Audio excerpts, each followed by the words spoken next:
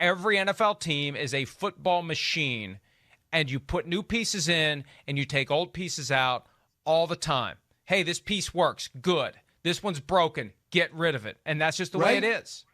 But the mechanic, i.e. the general manager and the coach, they have a finite amount of time that you don't necessarily have in the other industries in the country. They can be fired every 4 years. They're on contracts. They're in the crosshairs. The way, the pressures that visit upon somebody between the ages of 35 and 60 are different from 25. But until you're there, you don't realize what they are. And nobody wants to be out of work at 48 and not knowing what the hell they're going to do next, because then they're going to go and uproot, because after they get poop canned in New York or wherever, now, okay, family, let's move for the 8th time in the next few years. So it's interesting. So there's an urgency that accompanies and an unsettledness that accompanies all the kids coming into the league and all the coaches, GMs, executives who have a finite amount of time they're going to be in those jobs. But it's what they signed up for. It's a brilliant job to be in. We're lucky to cover it. They're lucky to be there. It's the trade-off. But it's a hype. I guess the bottom line is... Who's lucky to be there? Who's lucky to be there? The kids with the phenomenal God-given talent who have busted their asses for years to get the most out of it, they're not lucky to be there. They deserve to be there. Lucky to be there. I guess I was more referring to me and the GMs. All right. Because they're talented, right? But I'm lucky to have this job. There's good fortune to having these jobs when there's a finite amount of time. Look, you can be a kid in high school. If you're a junior in high school and you can jump out of the gym and you don't have a good high school coach and you end up on JV until your sophomore year and you go to a running team, you never get to college, you never get the opportunity. So there is luck involved from the time you're at 18, 16, 15, whatever. Even younger than that. You get pigeonholed at the wrong position, right? Right. And it just perpetuates itself, and you never get a chance to develop the thing you have the highest level of skill at. I've seen that play out over the years. The big kid who shows up gets stuck on the line. Well, what if that kid could have been developed into some other position? No, he said we need the biggest kids to play the line. Big kids playing the line. I don't care how athletic he is. We need somebody to block. The big kids play the line. That happens time and again. And there may be some hidden skill there that never comes out. So there is a certain amount of fortuity that goes into it. I get that. I agree with you there. Phew, dodged a bullet. I was getting absolutely lacerated on that. Thought it was a good point by me. But the upshot is, but by the time they get to the NFL, they're a fully formed physical product that is the combination of God-given ability, nurturing of it, working hard. We don't put enough. We just think these guys just like show up and they can do all these things. They do. The best of the best tend to work at it pretty hard. They don't just roll out of bed with that level of ability. There's a lot of effort and dedication and, getting up early and doing all the right things and eating the right food. There is a lot of that for a lot of the kids who are ready to play in the NFL. Yeah, and this process, I guess, too, this process of the draft as opposed to the reality that sets in early May when you go to the rookie minicamp, the process of the draft is kind of a great unveiling. You get to find out, up here in New England, there's so many, medical hospitals. There's a lot of guys, they go through the doctors. The doctors find out where they're going to work.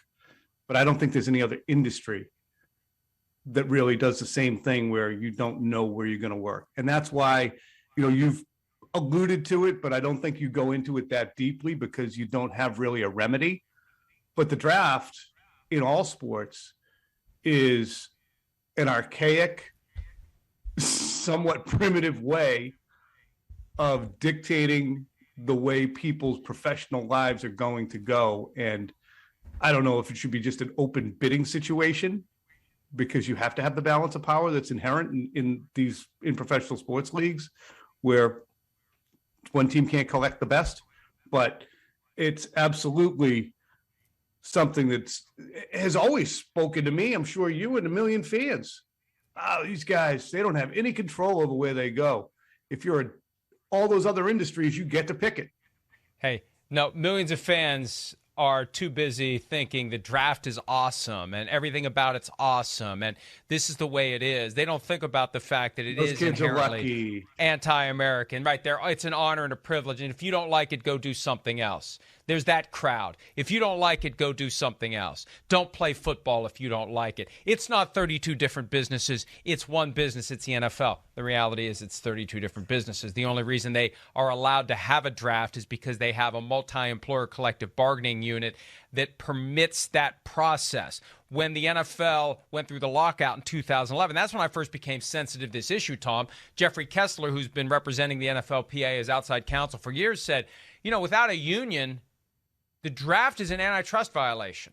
And it is, because it's 32 separate businesses coming together to decide who works where. And look, I got an easy solution for it. I do. No one's ever going to agree with it. It's never going to happen because the draft is too big of a deal. And what you would replace it with would not be nearly as compelling as the process of the teams selecting. It's like the sorting hat from Harry Potter. You need to have that ceremony. There wouldn't be the same ceremony if the players were picking their schools. The whole, hey, I got 5 hats and I'm going to pick one up. That's not going to have the same sizzle. That's not going to have the same sizzle that the draft has. But Tom, simple solution. You have a truly hard rookie salary cap where the dollars are allocated based upon how good or bad you are. Bad teams have more, good teams have less. So you only got so many dollars to work with to go out and attract rookies if you're the defending Super Bowl champion. You got to allocate those wisely. You got to go recruit. You don't get rewarded for being bad. You don't get rewarded for being dysfunctional. You've got to go out and convince these folks to come play with you. And really, it's not going to be like Oklahoma in the 70s where they go 6 deep at tailback with potential Heisman winners because they convince them all to come and play there. Guys are going to go to where they have an opportunity to get on the field. That's going to be a factor as well. Like if I'm a great quarterback, why am I going to the Chiefs? They're set for the next 10 years. I'm going to go to a team that needs a quarterback. And then you throw in the potential failure of scouting. Somebody made the point this weekend, I think it was Shereen Williams. If there was no draft, the Cowboys would have been back to a Super Bowl by now. Well, how do we know that? Because in 2016, they wanted Paxton Lynch. They wanted Connor Cook. They ended up with Dak Prescott because they missed on the other 2 guys. We don't know that these teams are going to go out and attract the right players and develop the right players. I don't think that it would be nearly the baseball-style haves and have-nots that would arise if there was no draft. I don't think it would be like that at all. But the big thing is it would take away the spectacle that we're going to see in Las Vegas this week. That's the main reason why the NFL won't get rid of it. Yeah, I mean, they've built everything around it. It's very interesting, too, when you talk about the hats. And players, 17, 18, 19-year-olds picking up a hat and choosing on the colleges. And those colleges in some of the big-time schools, they lament the fact that these kids can hold the fortunes of their profession, their own careers in their hands if you're going to get this kid or that kid. And then 4 years later, it's totally flipped. But the attitude with which those kids at 17, 18, and 19 have the wherewithal to control their situation and go to the place they think fits best or gives them the best NIL or, whichever booster took care of them the best, or wants to be in the sunshine, or maybe even where he can get a degree if he isn't playing in the NFL by 29. But they get to choose. They get to choose. And in the NFL does the choosing. So, yeah, it's always a fun conversation.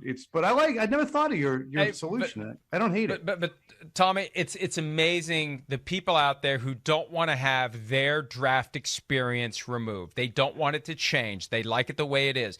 They will say things like, well, the college players ultimately don't get to choose. They have to be offered a scholarship. Well, yes, but they still get to choose among the best of the best are going to have scholarship offers out the wazoo. That's the point. You should get to choose. And I used to ask the players about this when we would do the car wash interviews before the draft, and we still do them to a certain extent, and Sims had done some, Brother from Another's done some. Only one guy over the years, maybe more than one, but the one that stands out to me is Joey Bosa. When I'd ask the question of, you ever think you should be allowed to pick your NFL team the way that you picked your college? Joey Bosa was like, yeah, I thought about that. Most guys they just accept it because what else can you do? And I guess I would be the same way at that age. What are you going to do? Because You're also coached by your agents about what to say. And they all say the same thing. They all say the right thing. I'll go wherever I'm drafted. I'll contribute however they want me to contribute because the agent wants him to be drafted as high as possible, because that's the highest fee for the agent. So let's not do anything to get anyone to take this guy off the board because he may have some independent thinking. We don't want independent thinkers. We want guys who are going to blindly take their spot in our football machine and try to make it go as smoothly as possible. Hi, I'm Mike Tirico, and thanks for watching. Make sure to hit subscribe for the latest news and highlights from NBC Sports.